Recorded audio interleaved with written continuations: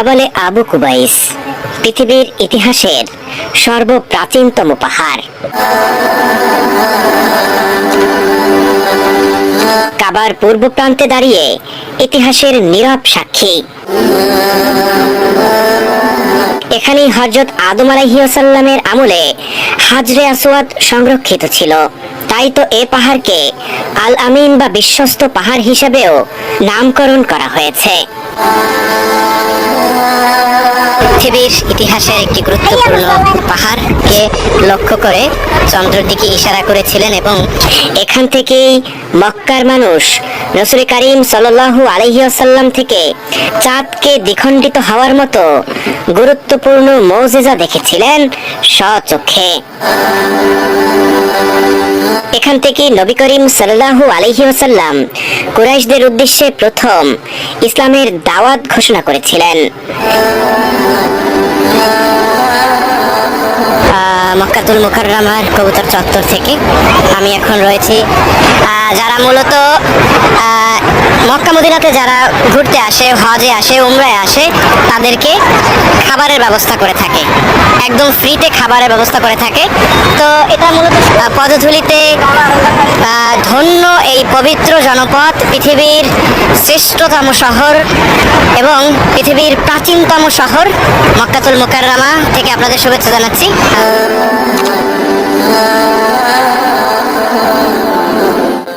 বন্ধুরা, শুরুতেই বলে রাখি, বিগত ভিডিওটি এবং এই ভিডিওটি একই জায়গায়, মানে রাসূল করিম সাল্লাল্লাহু আলাইহি ওয়াসাল্লামের জন্মভিটা এবং জাবালে আবু কুবাইস এ দুটো পাশাপাশি।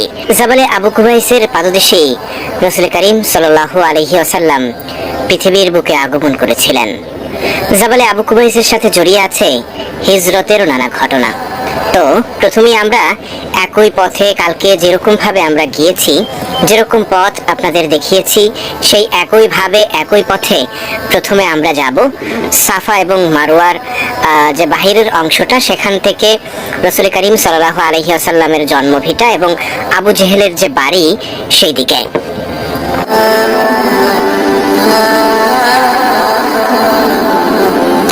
বন্ধুরা, চলতে চলতে জেনে নেই জাবালে আবু কুবাইসের ইতিহাস।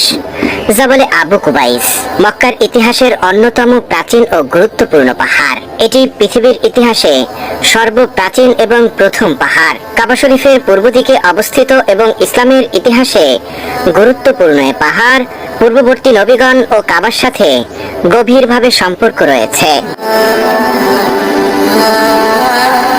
জাবালে কুবাইসের নামকরণের ইতিহাস। আরবের ঐতিহাসিক গ্রন্থে উল্লেখ আছে এটি ছিল মক্কার প্রাচীনতম পাহাড়গুলোর মধ্যে একটি। নামকরণের মধ্যে দুটি মতামত পাওয়া যায়। আবু কুবাইস নামক এক ব্যক্তি এখানে বসবাস করতেন, তাই পাহাড়টিকে জাবালে আবু কুবাইস নামকরণ করা হয়েছে।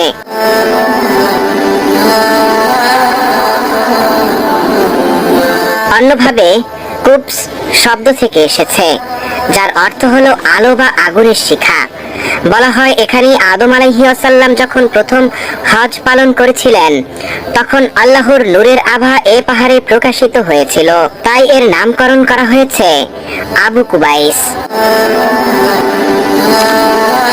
কুরআন ও হাদিসে এ পাহাড় সম্পর্কে ইঙ্গিত রয়েছে, যদিও সরাসরি নাম উল্লেখ করা নেই, তবুও কিছু কোরআনের আয়াত ও হাদিসের ব্যাখ্যাকারগণ জাবালে আবু কুবাইসের সাথে মিলিয়ে আলোচনা করেছেন।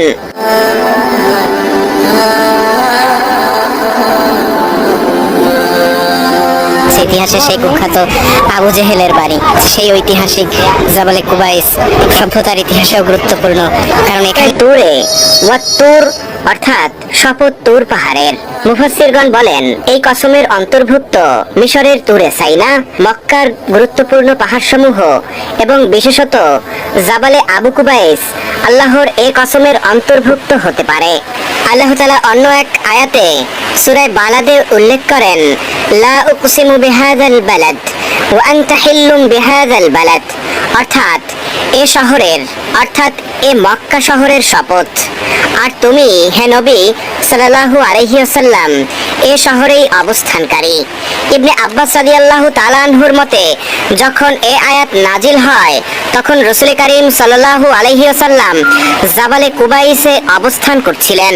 সবচেয়ে অবাক করা এবং চমকপ্রদ তথ্য হচ্ছে রাসূল করিম সাল্লাল্লাহু আলাইহি ওয়াসাল্লাম মক্কার মানুষকে একদিন আবু কুবাইস পাহাড়ে দাঁড়িয়ে বলেছিলেন, হে কুরাইশগণ, আমি যদি বলি এ পাহাড়ের পিছনে শত্রু রয়েছে তোমরা কি আমার কথা বিশ্বাস করবে?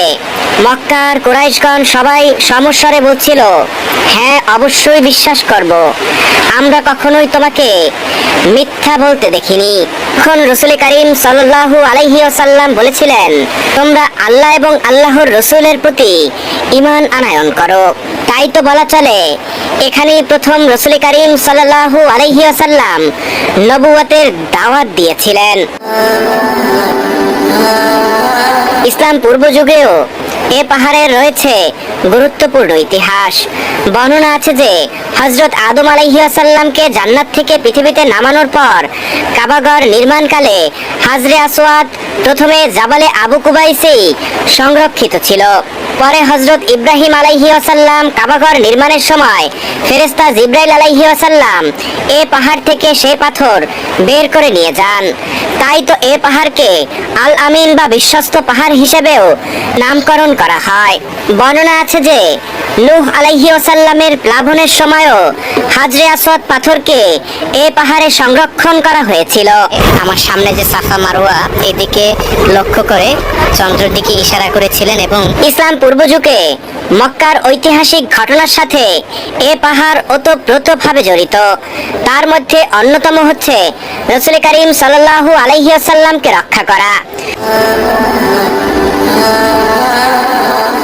কুরাইশরা যখন হুজুর সাল্লাল্লাহু আলাইহি ওয়াসাল্লামকে হত্যার পরিকল্পনা করেছিল, তিনি হিজরতের রাতে সাইয়েদনা আলী রাদিয়াল্লাহু তাআলা আনহুকে স্বীয় বিছানায় শুয়ে দিয়ে বের হয়ে জাবালে আবু কুবাইসের পাশে আশ্রয় নিয়েছিলেন, যা যৌথভাবে ইবনে হিশাম এবং সিরাতুন নববিয়া গ্রন্থে উল্লেখ রয়েছে।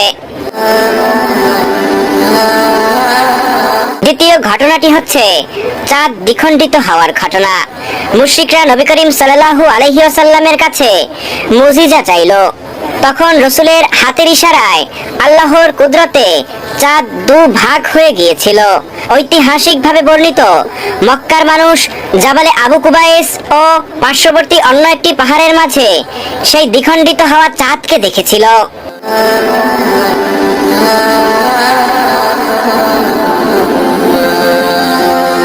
ইসলামী যুগে জাবালে আবু কুবাইসকে আল আমিন বা বিশ্বস্ত পাহাড় বলা হতো, কারণ এখানেই হাজরে আসওয়াদ নিরাপদে সংরক্ষিত ছিল।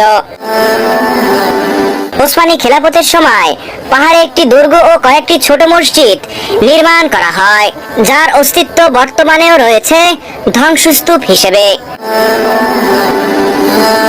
আধুনিক যুগে এসে পাহাড়ের কিছু অংশ কেটে মসজিদুল হারামের সম্প্রসারণের জন্য ব্যবহার করা হয়েছে। বর্তমানে এ পাহাড় মসজিদুল হারামের স্থাপত্যের ভিতরে অধিকাংশ পড়ে গেছে।